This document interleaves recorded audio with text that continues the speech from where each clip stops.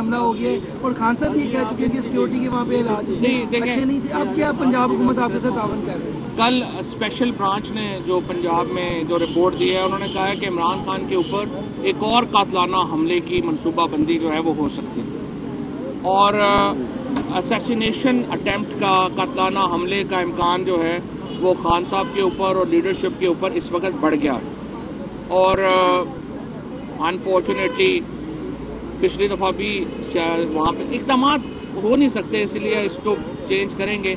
एक तो जो अपना हमारा कंटेनर है वो अब बुलेट प्रूफ जो है वो होगा, कैप्सूल होगा उसमें। उसके बाद भी हमने कोशिश की है खान साहब को इस बात पे कन्विंस करने की कि वो जलसों से खिताब करें, वो रैली ना लीड करें क्योंकि उसमें मुश्किल हो जाता है उसमें। तो हमारी पूरी कोशिश है इमरान खान को कि वो एहतियात करें। अब खान साहब का तवक्कल है अल्लाह पे, वो इतना ज़्यादा ज़िंदगी मौत को वो समझते हैं कि जान लिखी है वहीं, लेकिन अपनी एहतियात जो है वो करनी ज़रूरी है।